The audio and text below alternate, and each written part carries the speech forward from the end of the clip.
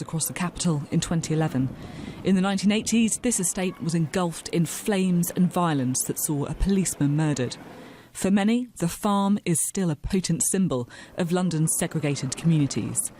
There's a distrust of authority, and now the housing divide has been brought into painful relief by the Grenfell Tower tragedy. So how long have you lived on the estate? About 28 to 30 years. And what do you make of the housing here? It's rubbish. It's rubbish. It's crammed, tight, can't get anything done. There's windows that won't close, back garden door won't lock. And do you think lots of people are angry? Yeah, of course they are. Hundreds and hundreds of people are angry. I'm surprised there's not another riot.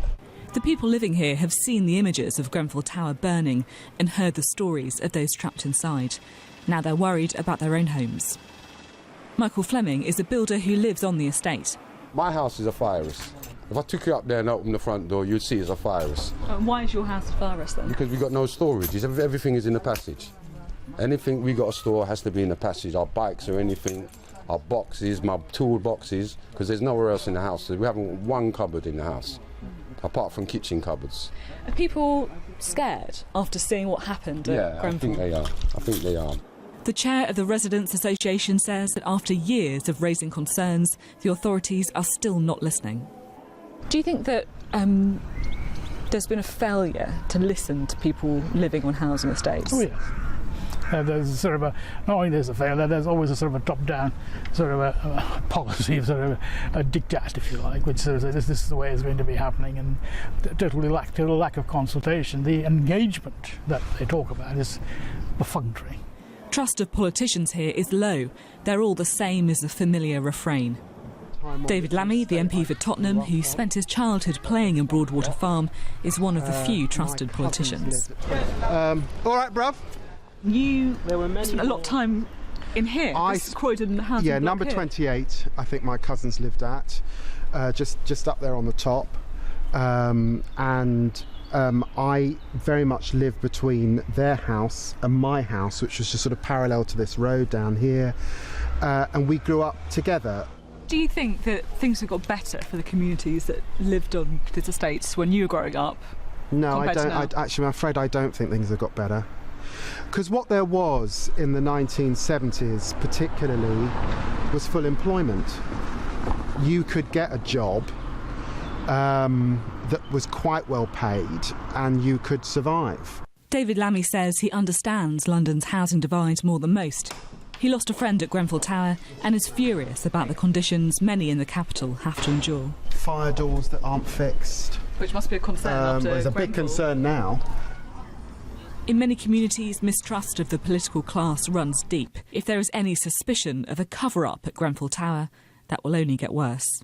So it's been a little over 2 weeks since the Grenfell Tower tragedy. You've been talking a lot to different communities living in similar tower blocks. How have they been reacting? My sense is that if you live in a tower block estate in Britain, in fact, if you live in an estate, there's quite a lot of fear, particularly amongst the women, the mothers with children that I talk to.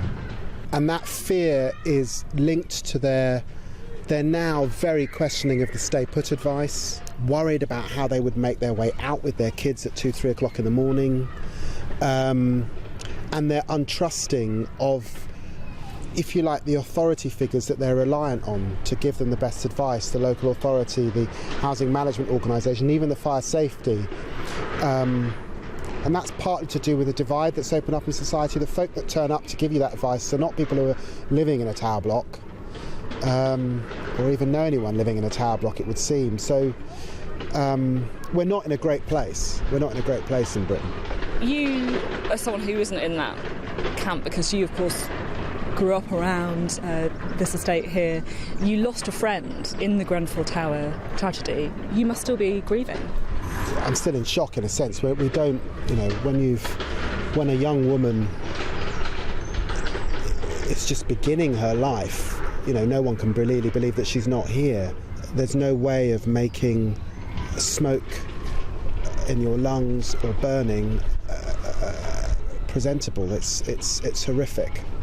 You touched on this a bit earlier, but do you think people trust the authorities to get to the bottom of what went wrong and to try and put it right? I think the overwhelming sense from the victims is that this is a crime. That something went so badly wrong here that it amounts to gross negligence manslaughter. So people are hanging on that criminal investigation and want updates about how that's developing. We've heard that a lot of police are on the, involved in the criminal investigation, which is good. We don't know whether documents have been seized. We don't know who's been spoken to, but that's the importance. And then in relation to the inquiry is about, yes, getting to the truth, but then also making recommendations so that it can never happen again. But that's years away. And then, as always, it's up to the government of the day to act on those recommendations, and they'll be years off. By then the news agenda will have moved on, the scrutiny will have moved on. I won't have moved on, and parliamentarians like me won't have moved on. So our job will be to hold to account, to make sure that there is justice for those victims, but that this never happens again.